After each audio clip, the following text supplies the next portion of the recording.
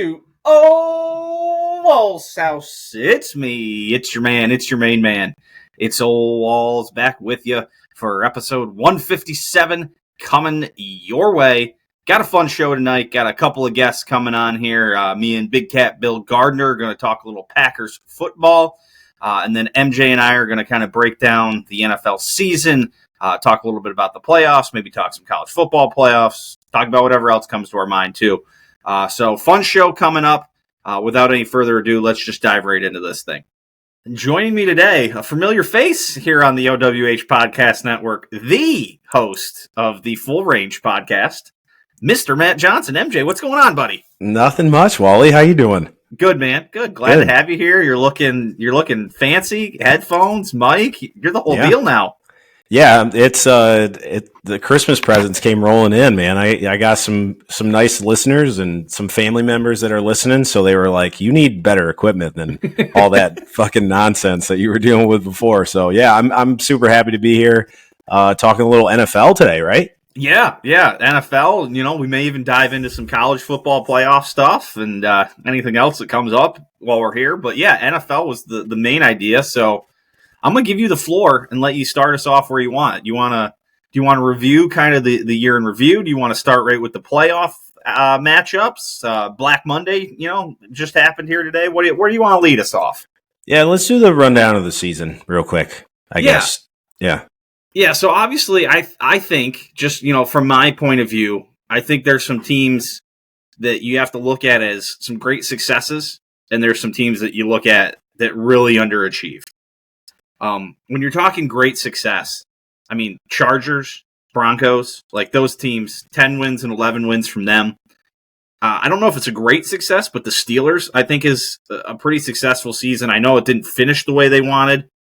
They ran into kind of a tough schedule down the stretch, but like start of the year, that team compared to like what they accomplished, I think that's pretty successful. It's not going to feel that way. I just don't think it's a very good team.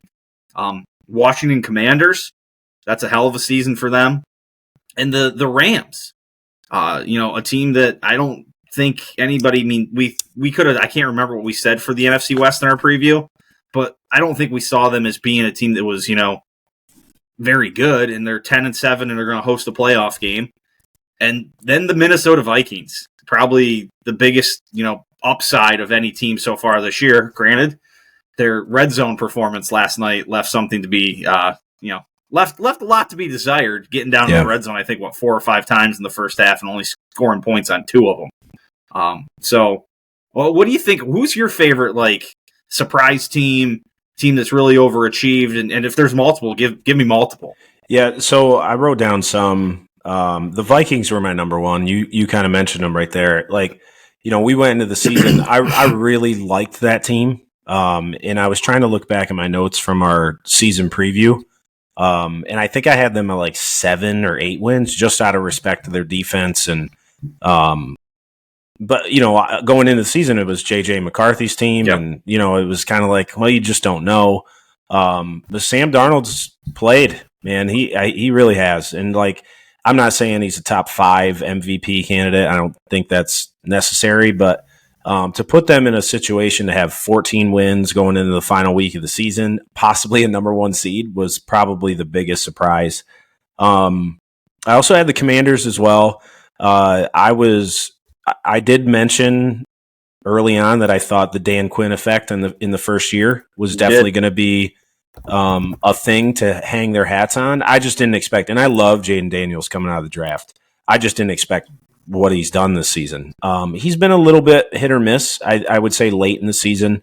Mm-hmm. I think a little banged up at times, but they've been a really, really big surprise. I don't love that they almost lost to the Cowboys to the last week of the season. I kind of do, but I kind of don't.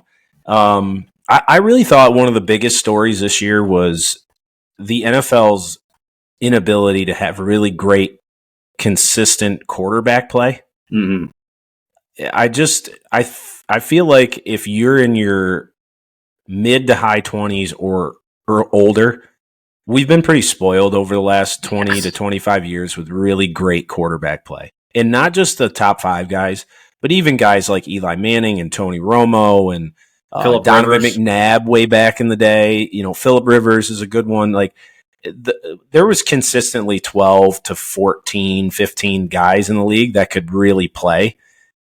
I just don't know if you can say that anymore. And some of it's because some of those old heads have moved on.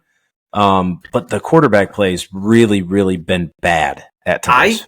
I think we are so colored by what we saw with that 2000 to, like 3-4 years ago, that I think we're led to believe that that's just how it is and how it was always going to be.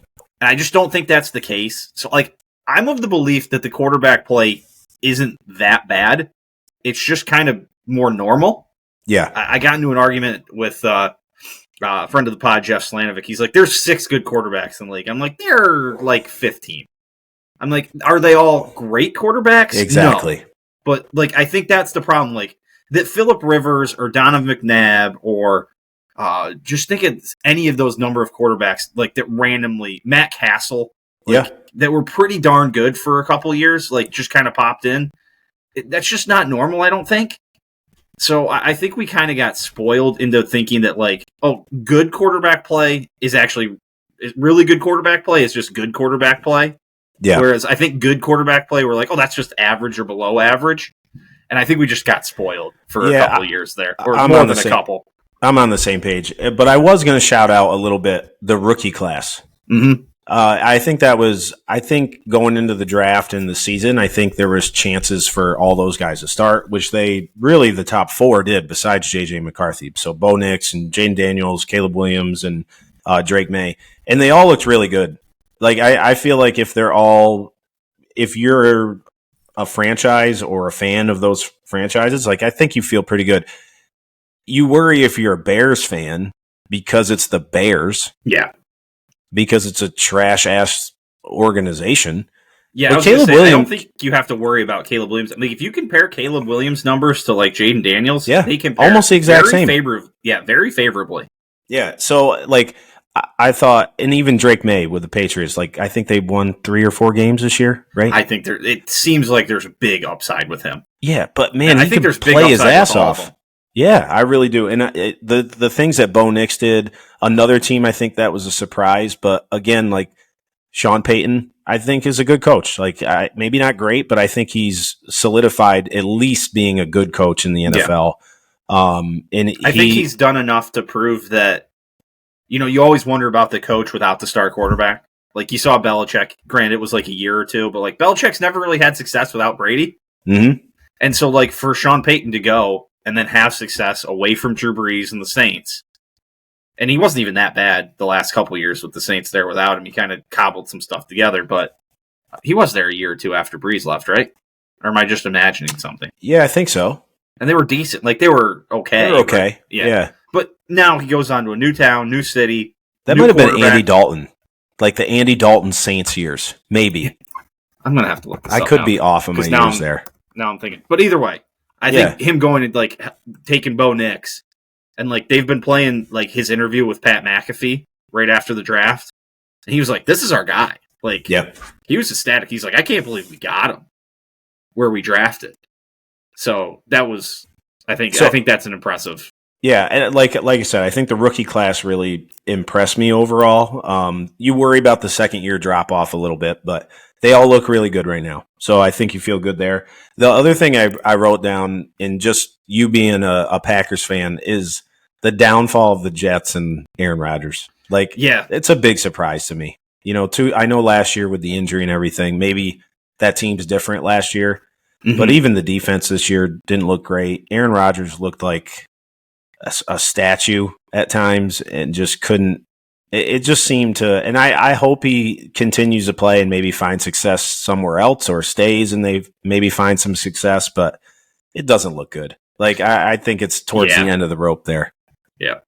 He was 1 year without Drew Brees. His quarterbacks to start the year were Ian Book, Taysom Hill, and Trevor Siemian. They went 9-8. That's not bad. That's not bad. And the last thing, like, with the NFL season. Sorry. Go ahead. No, you're back to Aaron Rodgers. Yeah. I was looking it up because I was watching Pat McAfee again today, and they're getting me all fired up about Monday Night Raw on Netflix tonight. Hell yeah. Michael Cole was on there, and he's a big Jets fan. He's like, Aaron Rodgers had a pretty good season statistically. And I was like, man, it felt bad. And I looked at it. His completion percentage was 63%, which is it was 64% his last year in Green Bay. He threw for about 2,000 more yards than his last year in Green Bay. Almost identical TD to interception numbers. So it was very similar numbers to that last year in Green Bay, and you could see he was depleted then too. Like there was a big drop off because he just won back-to-back MVPs. Yep. And like you said, he wasn't a scrambler, but he was a guy who moved in the pocket, moved out of the pocket to make throws, like gave the receivers a little bit of extra time, could really do something. And without that, it's like, man, what's his game? Like, he was never just a stand in the pocket Tom Brady kind of guy. It's like, I don't know what the future holds. It's like, man, if you go now, you can look back at the season and be like, oh, statistically, it was, like his last year in Green Bay. Like, it wasn't that bad. Like, we'll forget.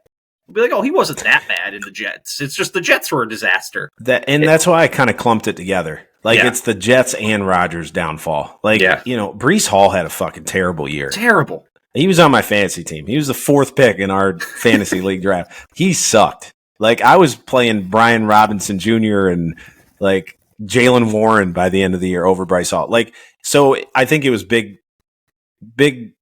organizational failures. You know, Tyron Smith coming over from the Cowboys barely played. He was injured again. Like, they got older with Devontae Adams, and they traded some things away. Like, they really went for it, and this team really failed. And now, if you're a Jets fan, you're like, shit, like, we might be in trouble for a little while here. Like, yeah, it feels like this team that was set up to win for a long time, and you're looking at it now, and you're like, shit, are we?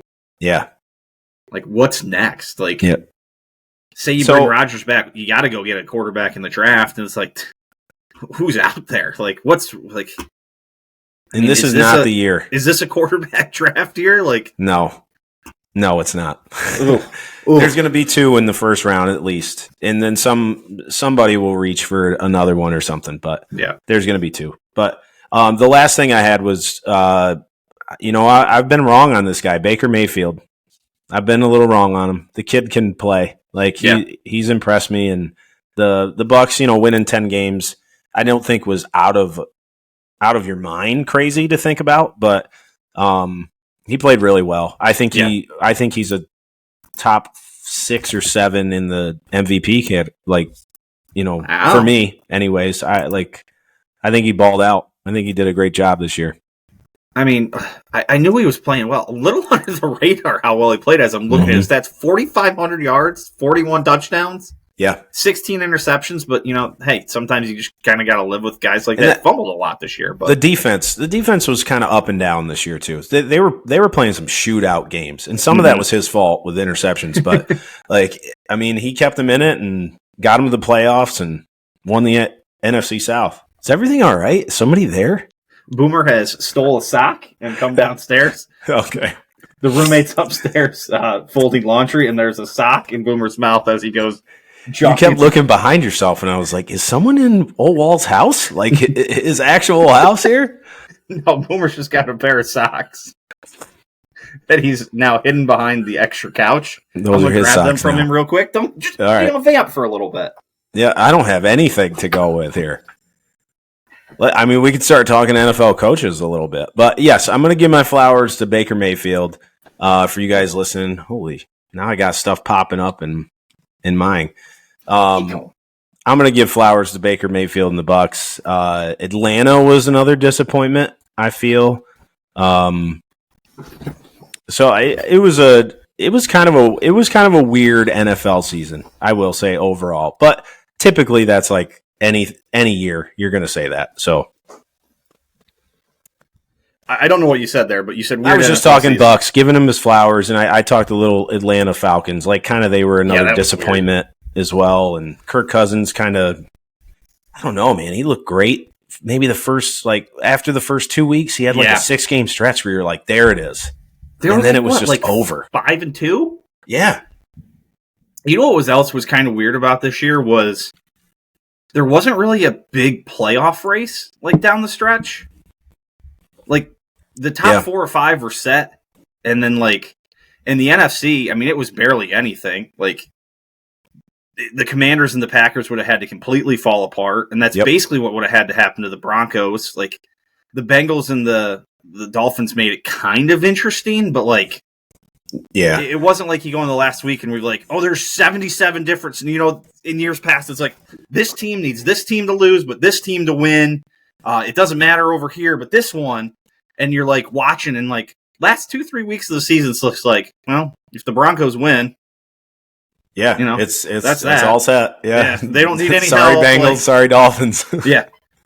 So, yeah, there was a little intrigue, but it was, I think this year has been, and I think I've said this, I definitely said this last week, that there are 6 teams, I think, in the NFL that are head and shoulders above everybody else.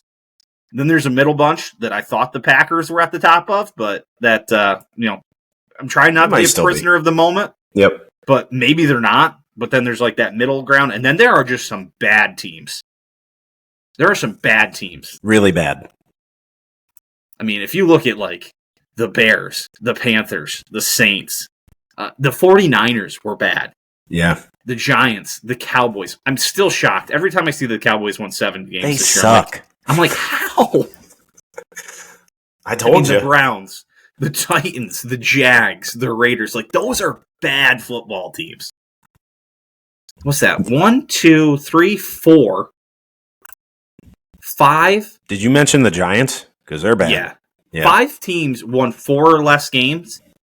And then there's 3 more. Is it 3 or 4 more? 4 more that only won 5. Yeah. Like the bottom was really bad. Yeah, and like you had a couple teams that were really good, like maybe 3 or 4 with really great records, and everybody else was kind of in that like 8, 9, 10, like somewhere in there. Like it was all, and that was surprising that we didn't have more of a wild card race because there was some teams that were clumped up. It's just with tiebreakers and all those different things, it just didn't work out that way. But shoot, now I'm all confused at what I was going to ask you about. God damn it, Boomer.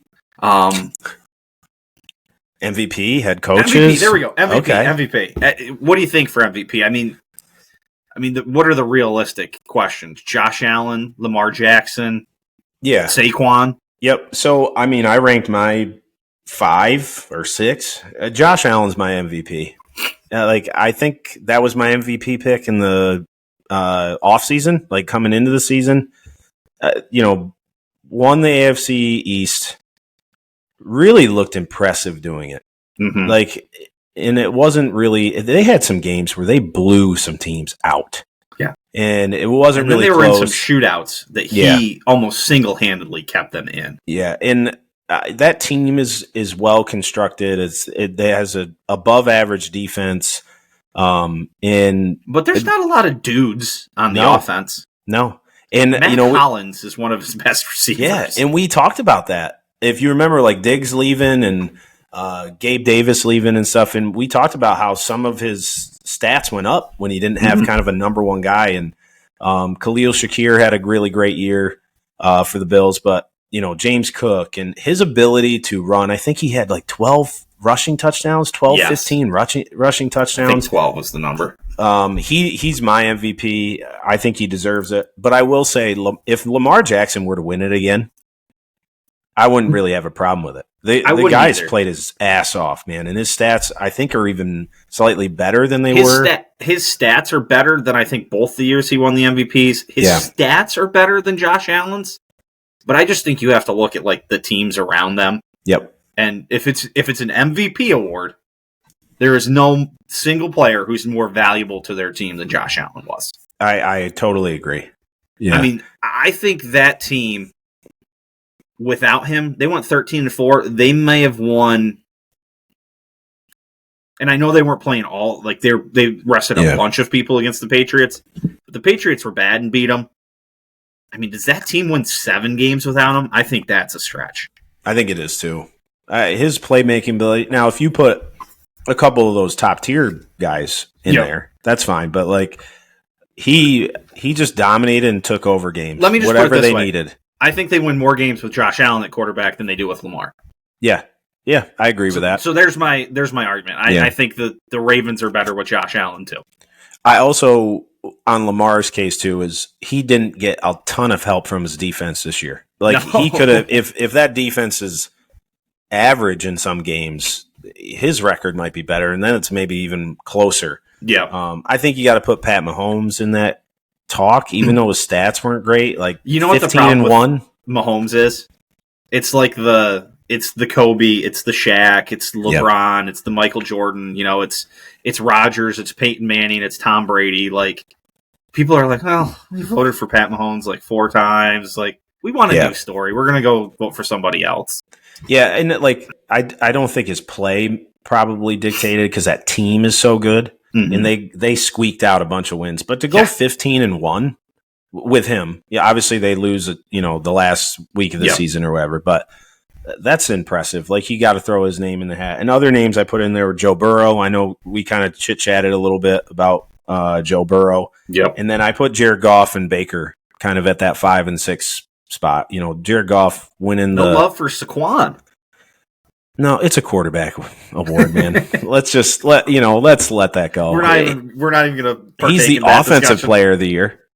I think so. Him and Derrick Henry have a fight for that, but it's a quarterback league, man. It really is. Yeah. It's what makes the world go round in the NFL. If you got a quarterback, you can do something. If you got a great running back to boot, that's awesome, but you don't do anything without the quarterback. The stupid ass Giants, man. Jesus.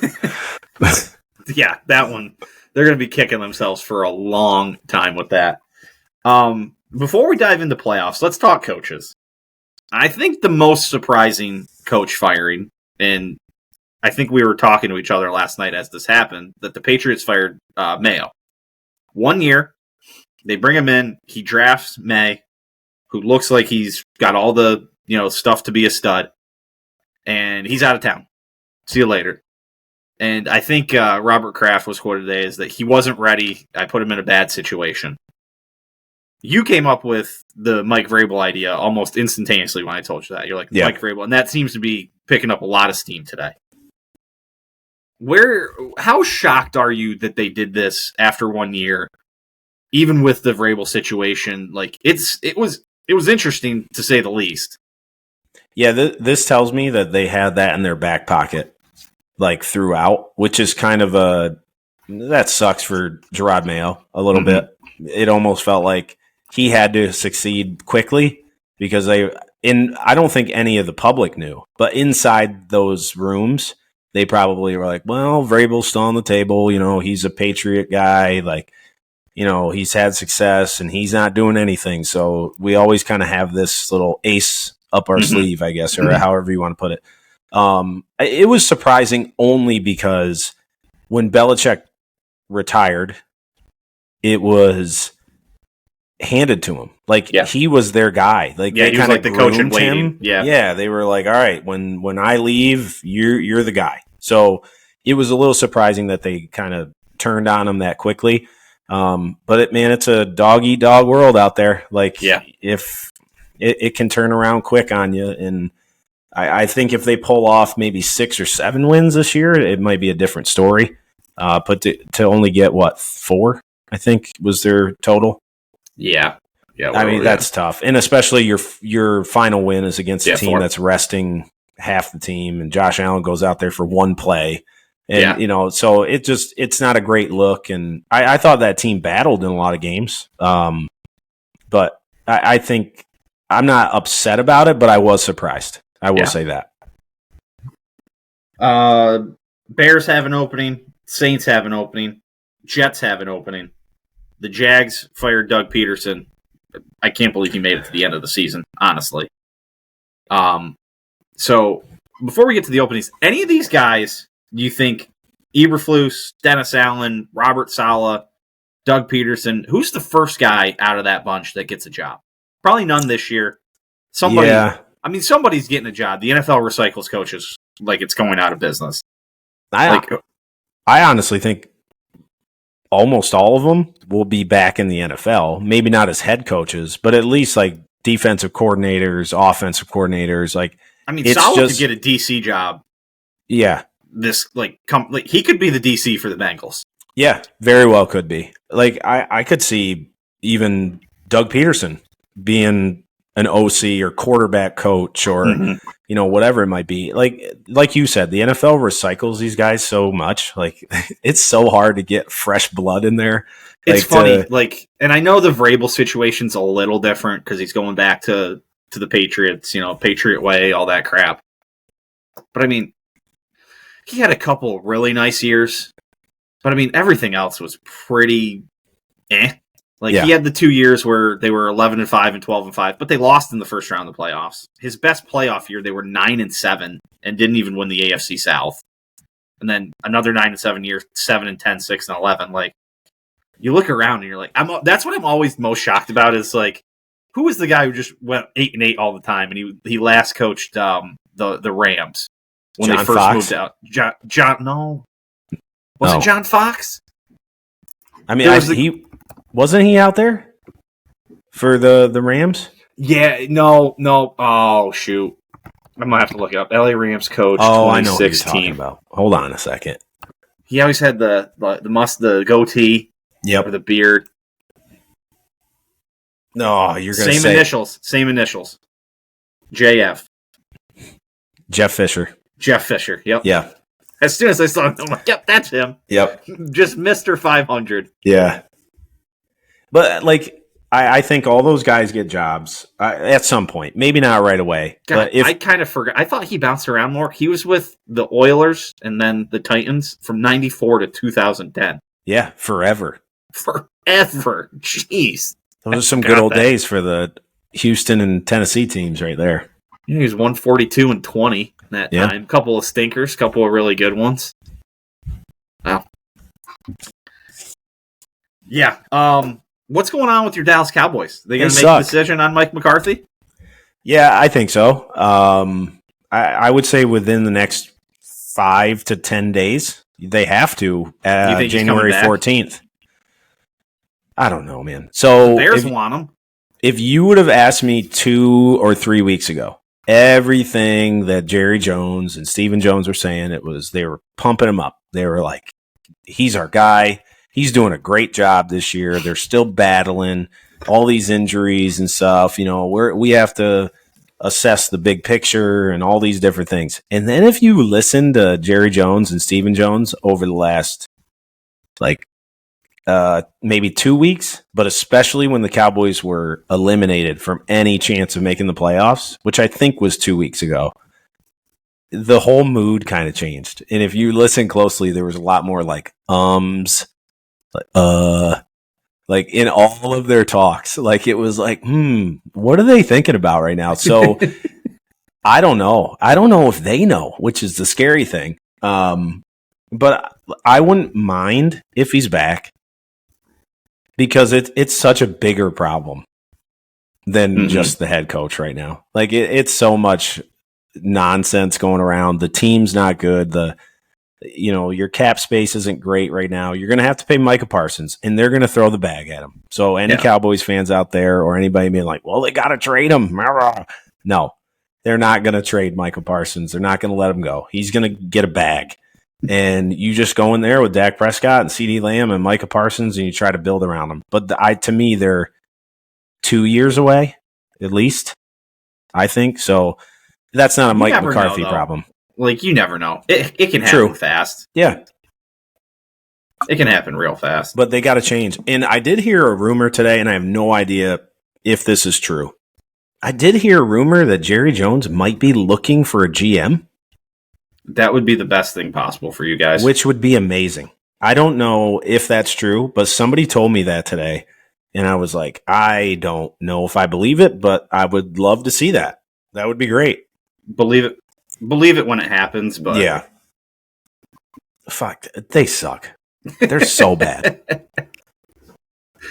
I love them, but they're bad. Yeah, that's how it goes. All right, let's go to the playoffs. Let's talk a little playoffs preview here. Saturday, we got the Chargers and the Texans. The Texans in their their annual 4:30 Saturday afternoon. It's impressive how often they get there. Oh, shoot. I wanted to get the lines up here. I had them here on my phone. Oh, I got them. Okay. What do we got for a line there? Chargers -2.5. Ooh, yes. Over under 43.5. I like the Chargers, man. I don't. Oh. I don't. So this line is fishy to me. Sus. And I'll tell you one thing. When I checked this, when it first came out, it was 3.5. So I think there's been a ton of money pouring on Houston from like the early sharp bettors, whatever you want to call. And this has also been heavy hit with the under. Also, this started at 45.5. It's at 43.5 now. Wow, that's some in just a day or so. So I think Houston looked okay to end the year. I felt like they were starting to get things going a little bit, and the Chargers are, to me, kind of sputtering. The defense hasn't been as good and sharp, and I do think the Chargers are going to be ready. I think it could be a really close game, but I like the underdog here. I like Houston. I really do. Interesting. Yeah, so don't bet Houston. That's what I'm trying to tell you. But I do like it. I think the Texans get at least one round in. Nice. I think it's just a little early for the Chargers. That's going to be It very well could be. Yeah. Steelers Ravens. That's a big line. That's like 10. Last time I saw. 9.5 when I checked earlier. Yeah. I mean, I'm not betting Ravens at that number, but you're not getting me to bite on the Steelers there either. Like, I don't trust the Steelers at all.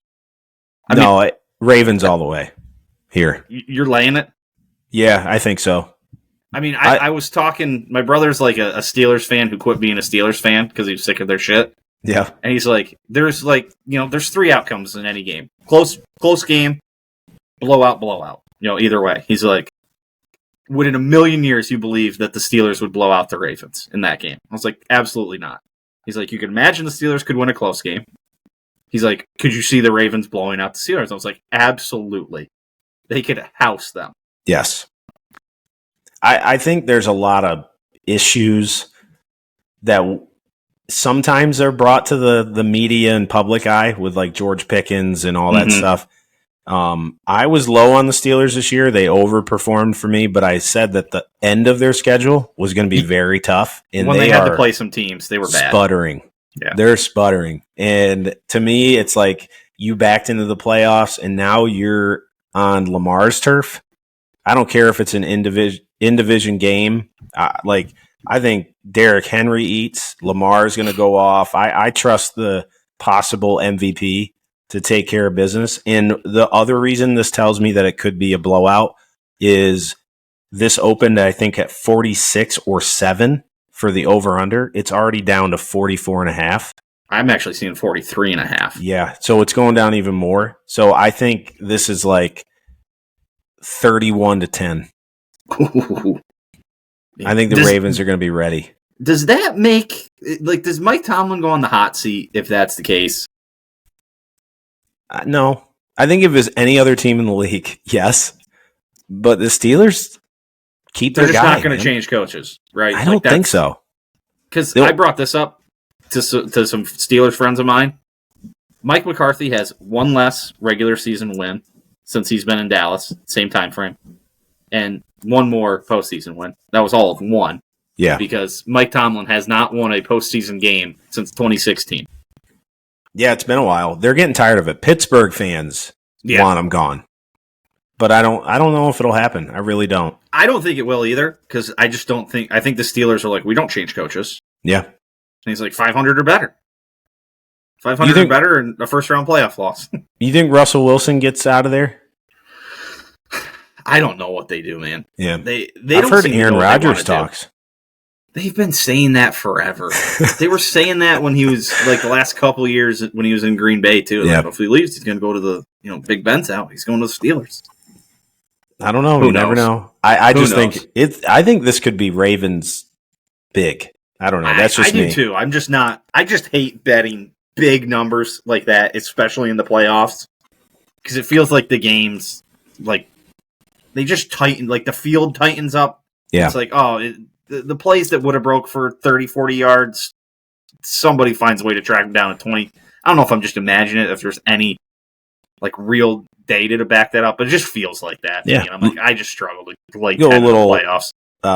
Houston and Ravens teaser maybe on that one. Can't Bump that number up to 7.5 and get it down to like 2.5 or something for the Ravens. Might be all right. Just get absolutely slaughtered on that somehow. Broncos Bills kick us off Sunday. That's a bigger number too, isn't it? 8.5. Yep. Yeah. Man, I don't know. This is really tough. I was just saying, like, I don't like laying the big numbers, and like the Broncos, like, have been weird and like muck up the game defensively. It feels like, and Bo Nix was balling this last week. He was like 17 of 17 for like $190 in the first half at one point against backups. Yes, I know, but they still play hard. They still play hard. It's still the NFL. Yeah, it is. It is. This is a sneaky. I mean, I would not want to play the Broncos. Yeah, I was going to say, I think the Bills win, but I think it's tougher than they want. Yeah. Man, I think very well could be the defensive player of the year in Patrick Surtain.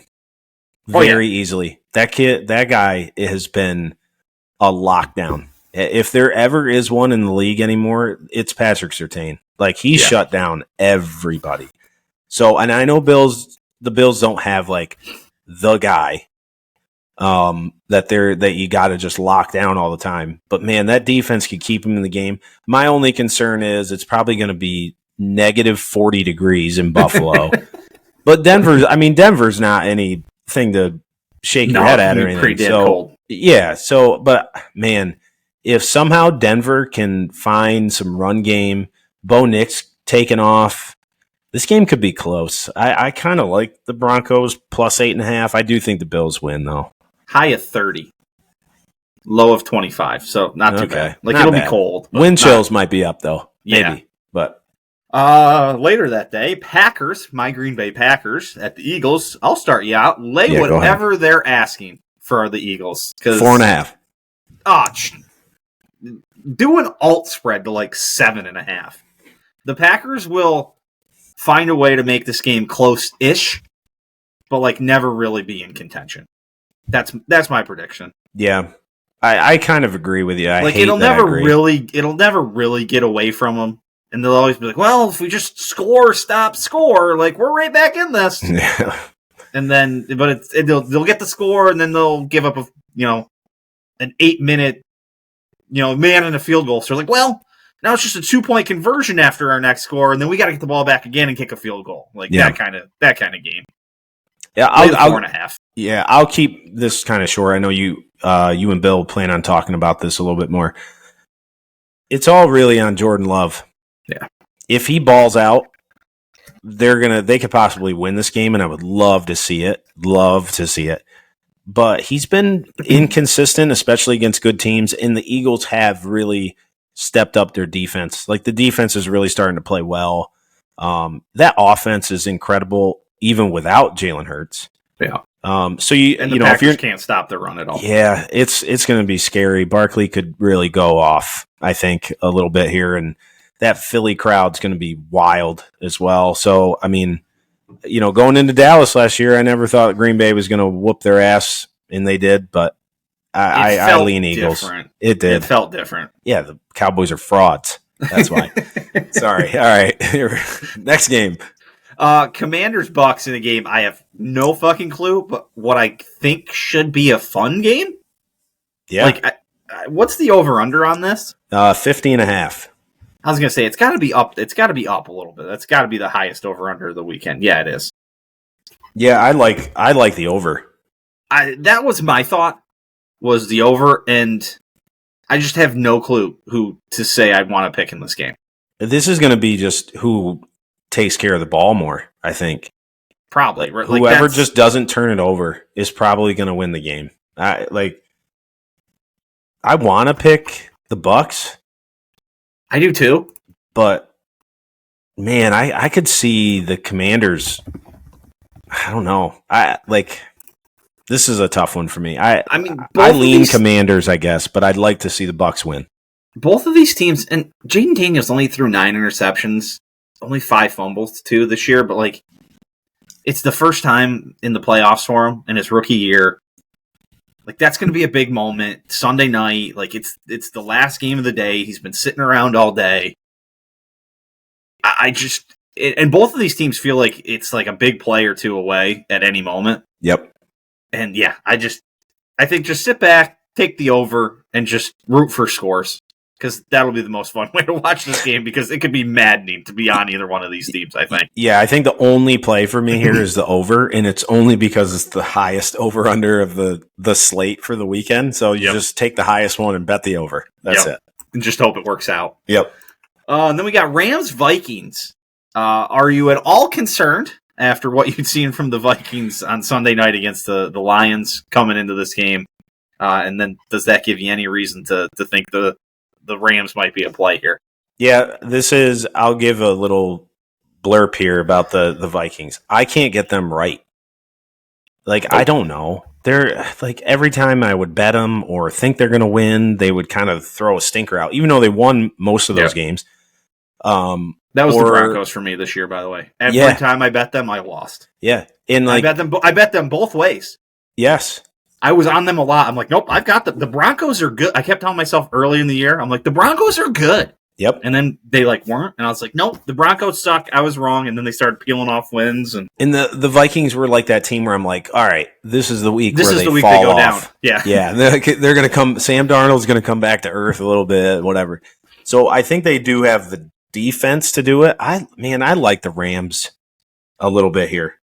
They're a slight underdog. It's telling me like there's probably some recency bias in the Vikings losing that game. Mm-hmm. But the Rams, I think, can play with anybody. Sneaky Super Bowl team here for me. Ooh. Yeah. I Good think coach, seasoned quarterback who knows what he's doing.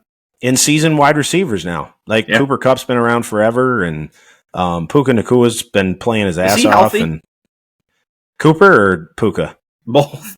I think they so. Both were kind of banged up the last couple weeks here, and that's the biggest concern. But the defense is playing better too. A young defense like Jared Verse has been a fucking animal. And there's going to be one team who's going to like one team with one side of the ball. You're going to be like, oh, yeah, they made some, they made some strides throughout the year. Yeah, I think Justin Jefferson has to win this game. Okay, almost by himself. If he goes off for 90, 100, 110 plus, Vikings probably won. If they can kind of withhold him a little bit, I think the Rams will have a chance at the end. You know what worries me about the Vikings is that at some crucial point in the game, Aaron Jones is going to have the ball in his hands, and he's going to have to hold on to it. Yeah, and that very well could. He doesn't do that well. Man, I just think Matt Stafford's a dog. Like, he's a fucking dog. If I'm going to give somebody the football right now in the NFL, maybe besides Patrick Mahomes, I might give it to Matt Stafford, like final drive, go get it done. He'll play with broken ribs, a shattered hand. Like he'll go out. I'm looking at the playoffs of the teams playing. So you got Jared Goff and Mahomes are out. The only other options to consider at all are Josh Allen and Lamar Jackson. Yeah. I mean, Josh Allen, maybe. I'm giving him the ball first over Lamar, 2-minute drive kind of thing. Because he'll go out there, man. And I'm considering like what you're saying with Josh Allen. I'm still probably giving Josh Allen the ball, but like Stafford's like, yeah, the dude's been there. Yeah. And if you think about just the team of the Rams, they have probably better weapons when healthy than Josh Allen does. So... Man, I don't know. Maybe I'm convincing myself in the Rams because I don't want the Vikings, and here we go. Like the Vikings probably burn me again, but I like the Rams. I really do. I think it's a good spot at home. I think the Vikings get it done. Yeah, all right. I think they get it done. Yeah. I think they cover. Yeah, I think they shake it off. It's kind of getting their ass beat, kind of gets them through. Okay. And Sam Darnold. That would match. I know. Go ahead. You're all right. That would match them back up, assuming Well, it all depends on the Commanders and the Bucks, and we couldn't nail down who wins the Commanders Bucks. Lions game. play the winner of Packers Eagles. Am I right in that or no? If the Packers win, they play the Lions. Remember, reseed in the NFL. That's right. So yeah, you're right. Yep. So you never really know the next matchups. But yeah, I mean, they could play Packers if the Packers win. They wouldn't play the Bucks or the Bucks. They can't play the Bucks and the Eagles. The Lions cannot play the Bucks and Eagles. Those teams, no matter what, are on the other side. So it's Packers, Vikings, Rams, Commanders. I mean, Dan Campbell did say in the handshake the other night last night. See you in 2 weeks. I mean, I would if you're asking me to like what the matchups are going to be. I think the Vikings win.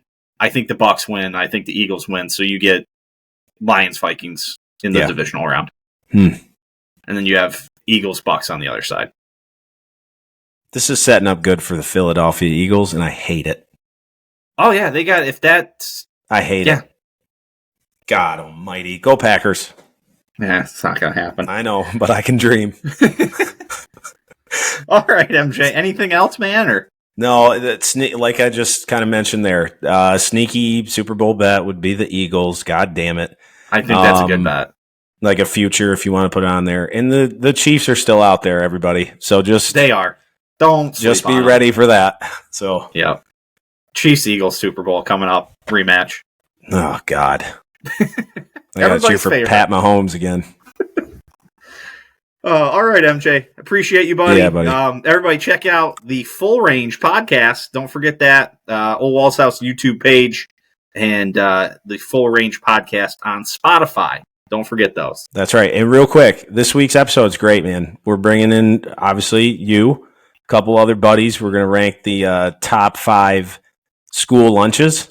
Back to school, back to work time this year. So we're going to go a little nostalgia this week. I've already got a twist answer in there that I've just been plotting to drop in there. So I'm ready to go. I appreciate you, buddy.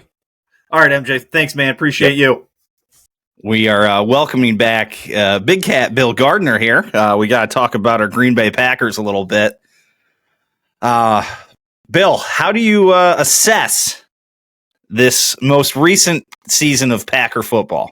Let's just start there. Okay. So, if I'm assessing it as a fan with my heart and not my head, it's not good enough. Like I expected more, I guess. But on the side of like using my head, the team is probably ahead of schedule. Yeah. Last year, they were way ahead of schedule last year. Yeah, 9-8, but got hot down the stretch, sneaks into the playoffs, wins a game. No one expected them to do that. So I think this year is probably a little more on par with where they're supposed to be. Just not quite there, but close. Mm-hmm. I think we got fooled a little bit by... Well, there was a lot of hype to start the year that like this was a Super Bowl team. And you and I both were like, no, they're not. They're not there. But I think we got like fooled a little bit by who this team beat throughout the year into thinking they may have been like, because there was a stretch where I started getting my hopes up again. Like it was coming down to the stretch, they hung tight with the Lions, like could have won that game, beat the Seahawks, beat the shit out of the Saints. And I'm like, ooh.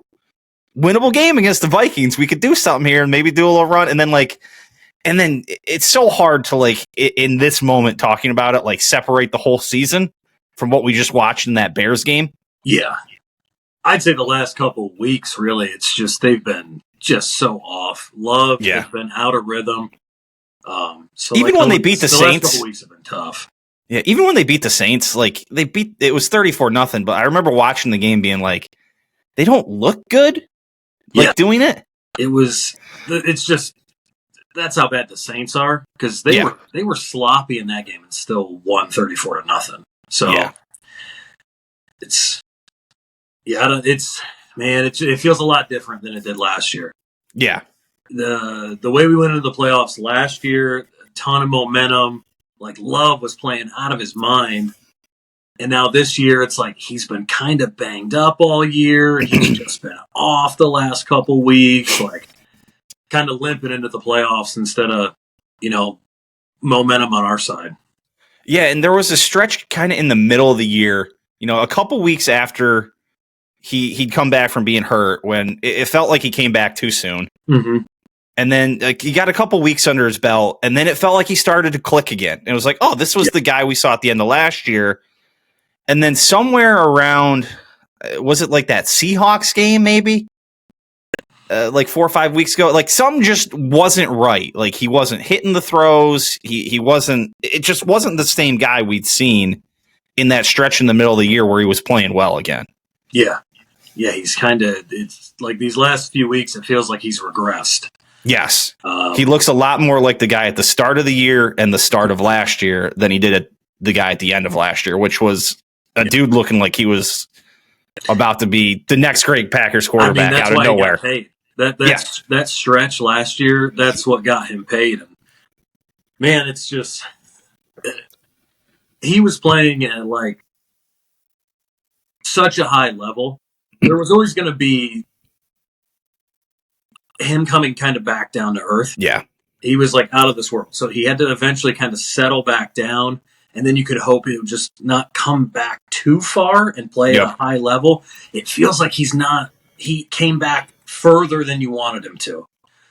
Just because I think if you look at his stats this year, I know there's he's been banged up a couple times, but the stats aren't, even like with his struggles at the beginning of last year, his stats looked pretty good. Even at the end of the year, he still ended up throwing like 30 plus touchdowns. This year, they're just not quite there. Yeah, he played 2 less games this year. His completion percentage was down a point. 800 less, or about 730, 740 less passing yards. 7 less touchdowns. Again, 2 games, but those are more than 2 games worth of numbers. Yeah, it was a regression. And same amount of interceptions. I mean, at the start of the year, it was through the first 7 games he threw an interception. At the first 7 games he played, he threw at least an interception in every game. It might have been 8 games. It was something like that. I think there was a point where he was leading the league in interceptions, but had played 2 less games than everyone else. It was looking bad. And even though the interceptions stopped, he's still throwing balls that could easily be picked off. Yeah, I forget a few times. I forget which game it was. It was he didn't throw an interception, but he had 3 balls hit somebody in the hands. Yeah. It's oh God, if the defense could catch, it was that game was going to be a disaster. Yeah, there's still been some bad throws, but they just the defense didn't come away with them. So I do think a big problem for him this year is there is no number 1 receiver. No.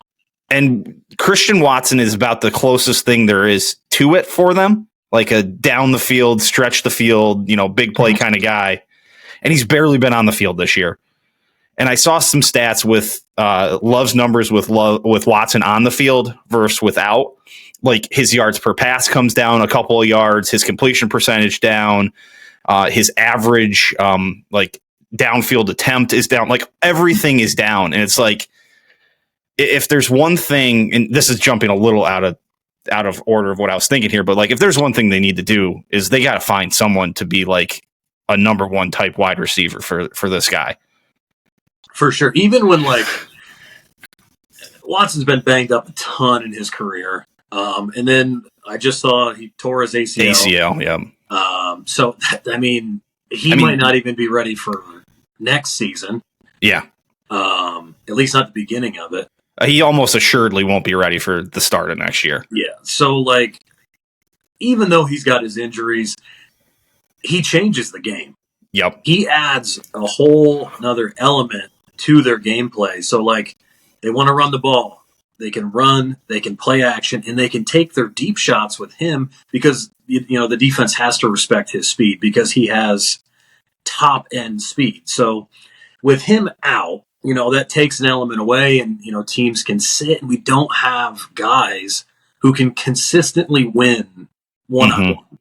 So when you take that element away and you're forcing guys to win underneath, they can't do it all the time. So I feel like that's what we've seen kind of lately is how clunky the offense looked. They're just out of rhythm. And it's going to be real tough going into the playoffs without him. Yeah. Just losing that element. I will say we've been banging on him here a little bit. One, I think, just unbelievable positive this year has been Josh Jacobs. I mean, in the offseason, I remember because the news came out that they signed Jacobs before the news came out that they released Aaron Jones. And I remember when that happened being like, we went out and signed Josh Jacobs? Like, what are we doing? And then it's like, oh, Aaron Jones is gone, and they got him for less money. There was like a 5-hour window where everyone was like, what a great tandem. Like this we're going to go Josh Jacobs and Aaron Jones. But that dude has been an animal this year and has really been the dude who drove the offense. It's kind of like when he comes out and it's just pounding the rock out of the gate, like it really sets everything up. And what a welcome sight that dude has been. Yeah, when he can do that, it gets the offense in such good rhythm and motion. He's been great. And he just brings like a different attitude. I felt like I loved Aaron Jones. He was a great Packer. But there's just a difference with the attitude that Jacobs brings, just like a little bit more aggressive and hard-nosed. Mm-hmm. Like he's waving defenders on to like come hit him and stuff. Like just it's something that like I feel like we haven't had that in a while. So it was really nice to see that. For whatever reason, anytime I see like Josh Jacobs like just run the ball right up the gut and gain like 6 yards, my mind always goes to that scene in Friday Night Lights when they're playing Dallas Carter. It's the most ridiculous play call ever. But it's like they're 30 yards away from the end zone with like 16 seconds left. And they run the draw. And Billy Bob's like, I'm going to run it right down your throat. But that's like what like comes into mind when Josh Jacobs get the ball. It's like, I'm just going to run it down your throat. And he's just going to run forward. And he never looks like he's moving fast. But he just finds a way to pick up like 6 yards. And he continues to like, he'll get hit and he'll still continue to fall forward for like another 3 or 4 yards. And that's huge. Yeah. To go from him picking up those extra yards and you've got a 2nd and 3 instead of 2nd and 7, you know, like. Yeah. Or even like 2nd and 6 instead of 2nd and 9. Yeah. It just makes such a big difference. Yep. Yeah, and then I think the other big discussion point is my view of this defense this year has been if the Packers are in the lead and the opposing offense has to try and stretch the field and go make plays and throw the ball downfield, despite the fact that the secondary has been beat up, that's where they thrive. Is that when the opposing offense has to push the ball downfield and try and make a play. When the opposing offense can just run the ball, it seems like the Packers, like there's just nothing they can do to stop it. Yeah, we've talked about this a bunch, and it's like whenever they need to make a stop, they can't get it. They've been, living off of the turnovers, and I mean that's kind of what they're built to do. They had a lot of success early in the season just hunting turnovers. Yeah, they'd get out in front, and you'd sit back and play those, and it worked. But now, later in the season, tougher games, tougher opponents. Like the Vikings game was a big one. Like they just couldn't get a stop. And then even against the Bears, they just couldn't get a stop when they needed it. Yeah, and then in the drive when you really need to make the stop, we're running dudes. We're leaving 30 yards down the middle of the field, just wide open. 3 safeties all the way back at the end zone when they needed to pick up 15 yards. Like that was insane. Yeah. I was like, that was like, I watch every minute of every game and like, I get annoyed and like pissed off and stuff. That left me just baffled. Yeah. I couldn't like wrap my head around what the thought process was there. Like it blew my mind. I didn't understand. I was losing. I'm like, what are they doing? Like what? Like why? Yeah, when they flipped around and they had the view looking down the field from like behind the quarterback, I was like, there's literally like a 30 by like 20 square in the middle of the field. And I'm like, hey, I know you got to like you play the sideline in that scenario because the Bears didn't have a timeout, but like you can't just let them chuck it directly into field goal position and just be like, oh, just here you go. I don't know what it was, but like it just seemed like they were so just unprepared for the last minute of that game. Like, last 2 minutes. I mean, the offensive drive of the Packers, like right before that, and how they got the field goal. Like, you get that massive turnover, and you gain like 4 or 5 yards, maybe. Like, you almost get the first, and then you lose yards on a handoff. And then that's what, like, LaFleur said. He's like, oh, I didn't expect to lose yards. So you just forget, like, that the game is like what's happening with the game because you didn't pick up a couple yards. Like he said in the press conference, like, oh, the situation, and that was my fault. I shouldn't have taken the time. Yeah, you saved the Bears an extra 30 seconds. Yeah, it's like, what are you doing? Like, it's Matt LaFleur's getting to this point where he's reminding me a lot of like Eagles Andy Reid, where late game scenarios have, kind of been befuddling. I took a picture of this tweet. Some dude named Craig Smith. He said 2 things can be true. MLF has proven that he's a good coach and developer of talent. Those are rare and should never be cast aside lightly. In the playoffs and big games, good can become the... Oh, shoot. I thought it was a different tweet. Anyway, whatever. Disregard that. I don't know why I took a picture of that. But yeah, he seems to be making, like, in bigger games, in close games, like, there seems to be, like, odd decisions down the stretch. And I mean, this Bears game was the biggest example of that. He just seems... I don't know if it's, like, overthinking or, like, trying... I don't know what it is, but you're right, 100%. He is a good coach. Like, they win games. Yeah. He's done nothing but win games. I mean, they've been good every year that he's been there, but it does seem like, man, he just, like, in these situations where it's like you need him to make a different call or he needs to do something, and he doesn't do it. And it seems like there was a stretch in this year where they came out just being bad at the start of, like, the half and especially at the start of the game, but most of the time it seems like his calls are, like, decent coming off the script. Mm-hmm. And then it gets weird. Like, they'll run Josh Jacobs 9 times out of 15, the first 15 plays. And then, like, he won't touch the ball for like 10 plays. It's like, oh, he got off script and, like, kind of forgets what he's doing sometimes. And it's weird. Cause like you said, he's a good coach. He's like, look at his record, like 13-3, 13-4, 13-4, 9-8, 9-8. And you can't discredit, like, what he did when Love was hurt. Like, he won games with Malik Willis. So he knows how to scheme. He knows how to game plan. But, yeah, something just happens when these situations come up. That's what I was trying to think of what I wanted to say. He does this thing, too. After these games, he always goes into, like, the post-game press conference, and he's like, oh, that's on the coaches. That's on me. Like, I need to be better. Then you need to do something about that. Yeah. Every time it's like, that's on me. Like, I need to be better. Then get better in those situations because it keeps happening.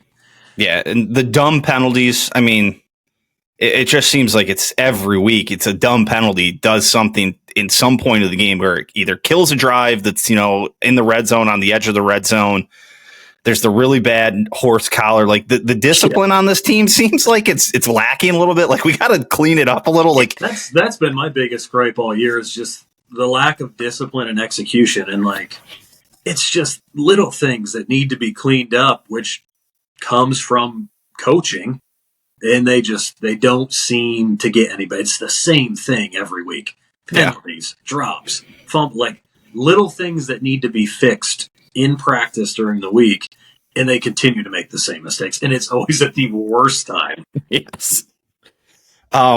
Let's talk playoffs quick, because I don't think it's a long discussion you and I are going to have about this. Is they're going to Philly. They struggle to stop the run. Saquon Barkley's on the other side. I mean, I was talking to when MJ and I just spoke, we were talking kind of right through the playoffs. And, like, my take on this game is the Packers are never going to be out of this game, but they're never really going to be in it. Like, there's going to be a point in the second half where it's going to be like, well, if the Packers just get a score here, get a stop, and get another score, this is a ball game now. And they're going to get the score, but then, like, the Eagles will draw on, like, a 8-minute, like, 70-yard field goal. Like, well, now it's just a touchdown, an extra point, or a touchdown, and a 2-point conversion. Then we got to get the ball back, and then we can get the field goal to tie. Like, it's going to be like one of those, is what I feel like. Yeah, it sucks, but I think that's probably how it's going to go. The Eagles are they're more talented at almost every position. Yep. Like Green Bay has some really great young talent, but the Eagles are they're loaded. Yeah. I mean, look at the receivers. Like both of the Eagles receivers are probably better than any of Green Bay's receivers. I love Josh Jacobs, but Saquon's probably got the edge there. Yep. The O-line has been good this year. They've been playing well. They played a lot of games together, which has been nice. But the Eagles' O-line is really good. I think the Josh Jacobs to Saquon Barkley thing just kind of sums up the entire thing. It's like Josh Jacobs is a really good running back who's had a really good year. Mm-hmm. And then it's like the Eagles are just trying out the best running back in the league. Yeah. Yep. And that's just kind of how it is, like all across the board, outside like the receivers, where I think that's just a vast difference with A.J. Brown and Devonta Smith for them. But like across the board, it's just like, oh, Packers are good. It's like, oh, Eagles are better. Like just position by position, like you said. And as much as we get like frustrated with Jair Alexander with like missing so many games, and then he's always got the weird like off the field stuff or the on the field stuff, like walking out to be a captain when he wasn't chosen as a captain, like just doing weird stuff like that. He completely changes a game. If you look at like the stats from when he's on the field to when he's off, he allows everyone else to play so much better. Like McKinney, who has been awesome this year, was a great pickup. He was way better when Jair's on the field. Like, he had all those. It allowed him to just go ball hawking. Like, yeah, that's when he was getting all those interceptions. Like, so like, even though he's been, all the stuff, the injuries, the antics, and all this stuff. I forgot that he just walked out as a captain the one game. I totally forgot about he got, that. Like suspended for a game because of it. He's just, I don't know. It's just, but he's so good, and him not being there. So like, you could probably say he's their best defensive player if he's healthy and playing up to his level. They don't have their best defensive player. Watson isn't the best offensive player, but he changes the game to the game. So like they're losing two game changers basically, going into Philadelphia, who is just loaded with talent. I don't think I don't know off the top of my head, but I don't feel like Philly has a ton of injuries. I don't think so. I feel like they're pretty loaded up right now. I mean, I know Hurts has been banged up, but I'm sure he's not going to miss the first round of the playoffs. Yeah, and he hasn't played in like 3 weeks. I think they've been pretty cautious with him on purpose. Yeah. The only thing that you can hope for in this game is that Hurts comes in and he's rusty. Mm-hmm. And Green Bay can jump on that quick, maybe get a turnover, maybe get out ahead. And then that's when they'll play better, when they can get a lead, and kind of hunt those turnovers. But you have to hope that Hurts just doesn't show up. So yeah. I think that's what I said to you texting. It was like, I think our only hope is that like Jalen Hurts hasn't played in like, it'll be 3 weeks at that point, and he just comes out rusty. And, they didn't play week 18, maybe you got that, but it looks like a tough road ahead. That said, we didn't think they were going to beat Dallas last year. So it's the playoffs. Anyone can win. Yep. They are, like we've talked about, the Packers are a good football team. They're better than a lot of teams in the NFL. And then there's a handful of teams that they aren't to their level yet. Yeah. But if you catch them on the right day, they could pull it off. It's just, I don't know. I don't know if it's going to be that day. Yeah. It doesn't seem like it's going to be that day. Just the way, the momentum isn't there like it was last year. Into the playoffs, 2 straight losses, and like bad kind of play by Love. It doesn't feel like last year. Like last year was exciting because they got somewhere that they weren't supposed to be. Like this year, they were expected to be there. And it's just like, it doesn't feel good though. Yeah. I was just going to say, you said exciting. Watching the games at the end of last year, it was like, this team is like on fire. Yeah. Like it's been a slog to watch the games the like last 6 weeks or so. Like since just after Thanksgiving. The last like handful of weeks or whatever, it's reminded me of like the peak like Rodgers era, because like when we had Rodgers, you expected to be in the playoffs. You expected to win games every single year. So when they underperformed slightly, and like even if it wasn't like that bad of a year, it still just didn't feel right because you expected so much more from them.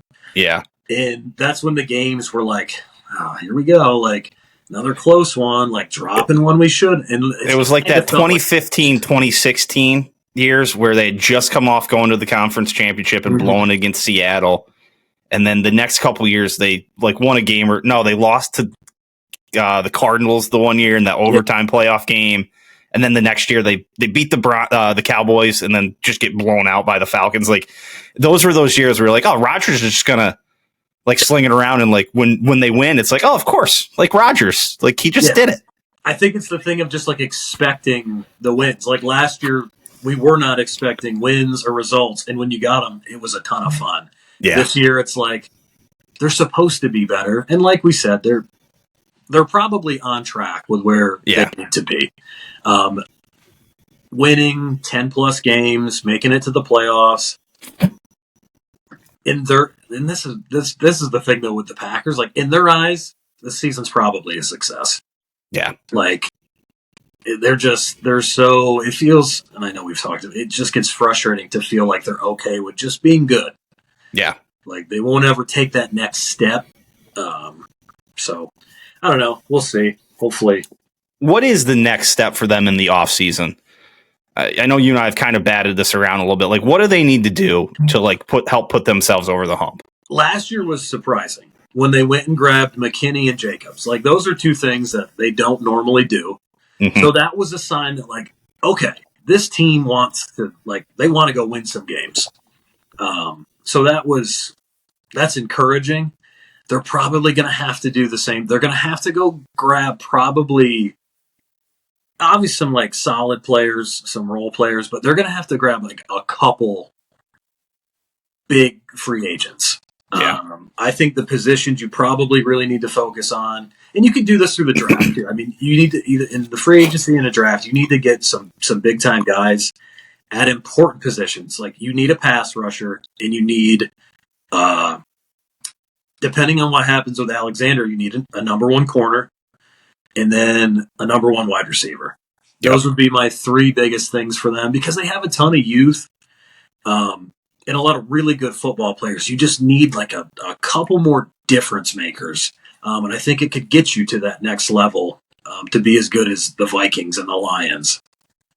I mean, if Sport Track is right, there are a number of top talent wide receivers that are unrestricted free agents. I know Higgins is going to be why I've seen a lot of people do that. But I'm not saying all these guys because a lot of these guys are old, but like Stephon Diggs, T. Higgins, Keenan Allen, Amari Cooper, Chris Godwin, Brandon Cooks, like there are guys out there. So like I'm not expecting them to like, oh, they're going to go get T. Higgins. Like that's just not who they are. Like T. Higgins, T. Higgins feels if he doesn't go back to Cincinnati, someone's going to overpay for him, and the Packers aren't doing that. Like I'm not expecting that. But what I'm saying is there are other guys. Like you got a Mike Williams, Darius Slayton, Marquise Brown, guys like that can do something for you. But like, they're down the list a little bit. Brandon Cooks, again, he's older, and I don't think that's right. But like, there's a lot of names out there.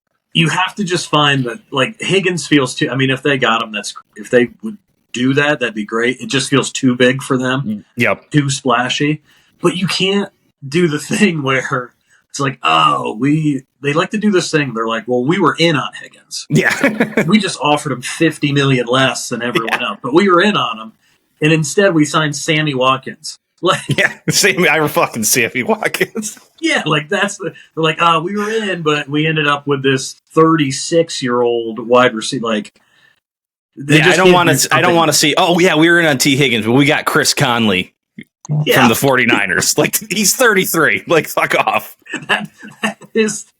That sounds about like what's going to happen. So, no, I hope they get a wide receiver. I hope. A pass rusher would be really nice. I've seen like stuff online, like rumblings of Max Crosby making a move to get him. He doesn't feel like a dude they'd go get. Yeah, he might be a little too rough around the edges. Yeah, he doesn't. Yeah, just it doesn't feel like he's the guy that the Packers go get. Yeah, but that's the kind of move you need to make. Yeah, it'd be cool. You need a difference maker because Gary has completely regressed. Van Ness, he flashes, but I don't think he's developing as quickly as they hope. So you're kind of stuck right now because there's games where there's zero pass rush. Oh, dude! I mean, I bet you if you look back at our text threads for multiple games this year, there is just we haven't seen a pass rush. No pressure, all day to throw. Can't get to him. Sending 6, still can't get home. What, dude? Why are we blitzing if you can't even get there? That's the one that always gets me. And then to continue to do it. Oh yeah, just bashing their head against the wall. We'll get there eventually. We'll just keep sending 6. Let our banged up secondary try and go 5-on-5 back there with a bunch of stud receivers. Dude, there has been some bright spots with the rookies. Yep. Edgerrin Cooper, I think he's going to be a stud. Bullard's had some tough games, but I think he'll get better. Evan Williams, he's hurt right now. Hopefully he's back, but he's been really good I think he was a 4th-round pick. He was really good at the beginning of the year, but he's been banged up. Jeff Hafley's been a breath of fresh air, like for the most part. Yeah. There's a lot of things about this season that I do like. It sucks when you get your hopes up because they are playing really well, and then they kind of sputter out at the end of the year like this, and tough matchup. Yeah. Yeah, that's the thing. Getting that 6th seed would have been big. And I know the Commanders won anyway, so the game against the Bears didn't matter, but going to play the Bucks instead of playing the Eagles, I would feel totally different about that matchup. And I mean, and then too, it's you get a year where you win 11 games and you finish 3rd in your division. That's nuts. Yeah, the Vikings and Sam Darnold. Yeah. Just go insane. Yeah. So, who knows? Yeah, well, hopefully Sunday afternoon we're texting each other in celebration, trying to figure out who they're matching up with. But there's going to be some bad text. Well, all right, man. I appreciate you coming on, breaking down the Packers with us. Hopefully we get hopefully we get a couple more games out of this year, but if not, we'll take our beating in this last one. Yep, just like all right. See you later, Big Cat. See ya. We've been going for a while here now, so I'll keep this kind of short. The other sports kind of section here of the pod. We'll start with the Flyers. A rough week, man. Just it's right there for them. They're only 2 points back in for the wild card spot. They have fallen down to 6th in their division, but just 2 points back in the wild card spot. And just they were able to get a win over the Sharks. The Golden Knights got the best of them. And then they lost to the Maple Leafs. They did get into overtime there, so they did get 3 points out of the week. So, you can at least take that away from it. Coming up, they got the Stars, the Ducks, and just the Stars and the Ducks. Oh, sorry. They play the Maple Leafs again, back-to-back with the Maple Leafs. Sorry, I was skipping that. I kept seeing it twice there. So, maybe they can figure something out. Maple Leafs, obviously, good. The Ducks, not so much. So, there's a bright spot there. And then the Stars, pretty solid themselves. So, a tough stretch. But again, just 2 points back. Just put a couple games together. Put a week or two together. See what you can do. Over in the basketball side, Carolina kind of stinks, but have found ways to win a game or two here or there. They win on a 4-point play against Notre Dame, but Louisville had kind of beat the snot out of them. Through all this, the big thing to take away, the big thing I'm taking away is Ian Jackson is a bucket. Led him with 27 points against Notre Dame, while RJ Davis only gave him 8 in that game. And then against Louisville, he had 23 as well, led the team in scoring there. So Ian Jackson is a bucket. I think that's the big takeaway there. Coming up, we got a couple traditional, ACC opponents, SMU, then over to NC State. But then next week, you got Cal and Stanford. So, just all the traditional ACC opponents really coming. coming through for a while. They don't play another ranked team until Duke. It's crazy how much the ACC has fallen off. Just pretty wild. And why don't we quickly recap the college football playoffs while we're at it here. Penn State, if you want to hear more about Penn State, me, Dakota, and Daddy Nick Place talked about it on a live Friday night after the game, so you can get all the thoughts there. But that was a game that was closer than it needed to be. Penn State was up 14-0, then 17-7, but then it got tight. It was 17-14 before they finally pulled away at the end of the game. I will say I predicted on both the winners and the spreads every game correctly. I said that Arizona State was going to give them a game, and Texas got bailed out by a targeting call that wasn't called, and they survived. But Arizona State and Cam Scatterbo gave them everything they wanted. Texas missed a couple field goals. They were up 24-8 in the fourth quarter. They were up 14-3 with about 6 minutes left in the first and had only run two plays. Sam Levitt had a great scramble on 3rd and 15 and to keep it alive in OT. And then they had Texas at 4th and 13. And it felt like they, kind of sent the house on them and weren't able to get home. And that was a touchdown. Ohio State just dominated Oregon. It was 34-8 at halftime, and that was a pass right at the end of a touchdown right at the end of the half, or it was 34-0. It was a beatdown. Ohio State's looking like that $20 million team they put together. Oregon never really in it. They scored a touchdown in the third to start it off and gave themselves a little hope. That made it 34-15. Felt like they could maybe, if they could pull off the miracle. And then Notre Dame, Georgia. That really boiled down to a minute and 54 seconds. It was 54 seconds of game time. It was the end of the half. Georgia gave up a late field goal.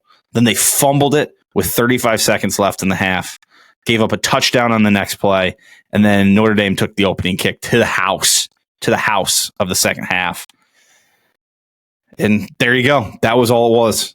So Notre Dame, Penn State is your Thursday night matchup.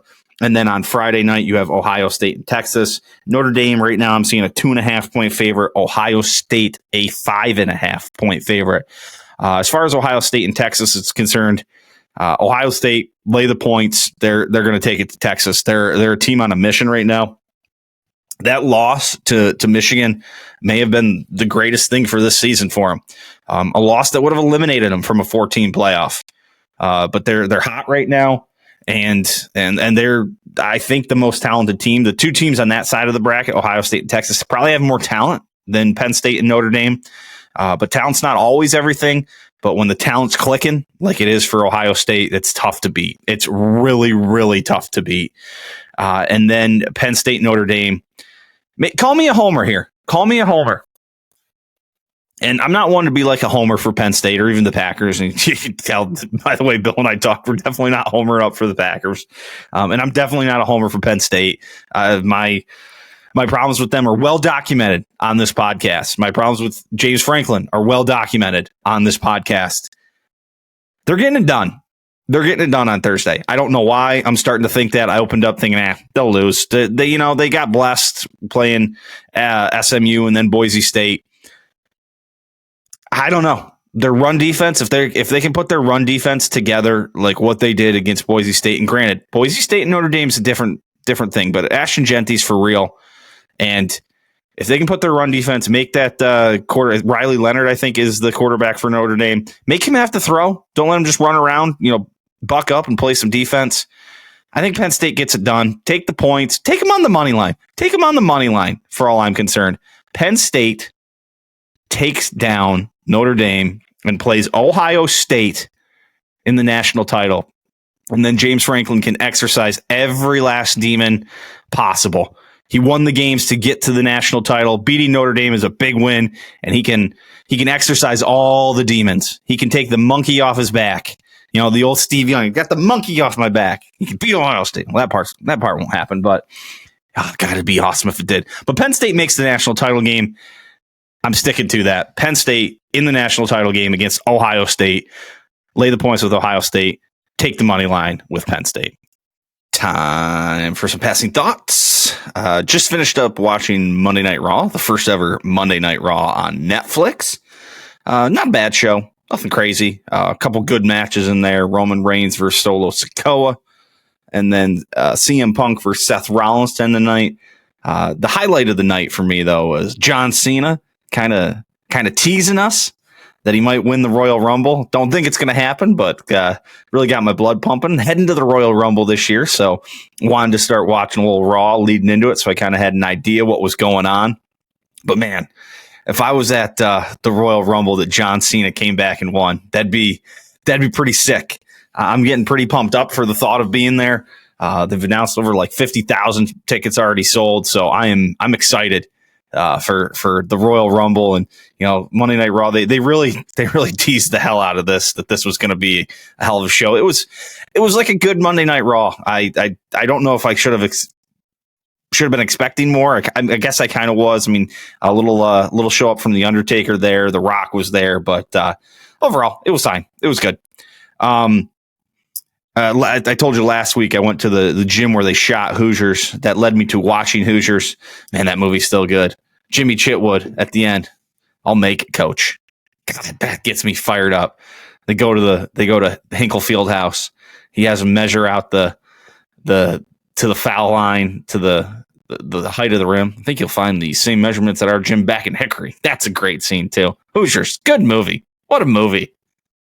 Dennis Hopper, Gene Hackman just doing it. Just what a movie. What a good movie.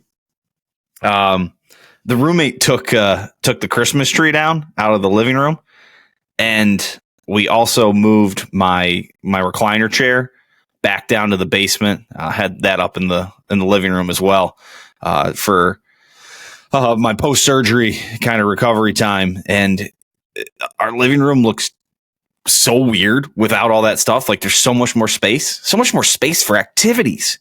But the roommate looked at me, she goes, "Is this what our living rooms always looked like? It doesn't even look right anymore." Yeah, I saw a couple people say that, like, when you take your tree out and you're like, God, this is what our room looks like without all the tree. I missed the tree. The lighting in my living room, there are no lights. Like, there's a ceiling fan, but no light. So like the Christmas tree was like a perfect light in the room. And now it's like so dark without it. It's kind of weird. Roommate made some chicken marsala the other day too, over some nice mashed taters. You know, that marsala sauce just all over the chicken and the taters, and it just blends into the chicken. It's like a good gravy-ish like thing. That was fantastic. And this is one that always bugs me. When there are people who like brag about not eating fast food, it's like, yeah, man, I get it. Like, fast food's not good for you. We know. We don't need to like brag that you don't eat fast food. And let's not act like fast food isn't delicious. Like, come on. It's some of the most delicious stuff ever. It's terrible for you. Don't get me wrong. But it's good. Like, can we not act like that isn't the case? That fast food isn't absolutely delicious? Just really incredible. And then, so I'll probably just end it with this. Like I said, we've been going for a while tonight. Apparently there's a gentleman by the name of Jaden Rashada, who was a quarterback at Georgia, who entered the transfer portal. I'm just going to walk you through his history. In June 26th of 22, he committed to Miami. Then on November 10th of 2022, he committed to Florida. On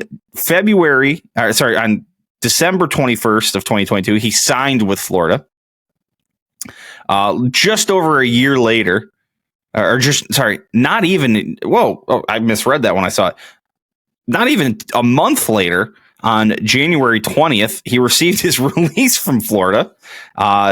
Couple months after, about 11 days after that, he signed with Arizona State, played 3 games. Then in April of 24, he left Arizona State. transferred to Georgia on April 25th of 24. He also sued Billy Napier and a Florida booster in May of 21.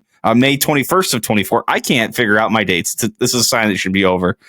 And then on January of 25, he's now leaving Georgia after not playing in 2024. So there's that. All right, it's closing time, everybody. Let's just wrap it up. I'm not even recutting here. Closing time, everybody. So thank you. I want to thank everybody. I forgot to thank everybody up at the top. So thank you for your support. I appreciate all you. Thanks to producer Kevy for helping me get the video going on this originally. Thanks to our two guests tonight, Big Cat Bill Gardner and MJ, host of the Full Range Pod. Check him out. You can check out the Full Range Podcast. You can search it on Spotify, the Full Range Podcast. And you can find it on the Ole Walls House YouTube page. While we're talking about that, let's go like, subscribe, comment, rate, review, do all that on both Ole Walls House, on all my platforms, and on the Full Range Podcast as well. And check out, like I said, check out that Ole Walls House YouTube page. You get 2 for 1. Double the bang for your buck. So next week, college football semifinals. We got NFL playoffs. We got all sorts of good stuff coming. So till then, peace.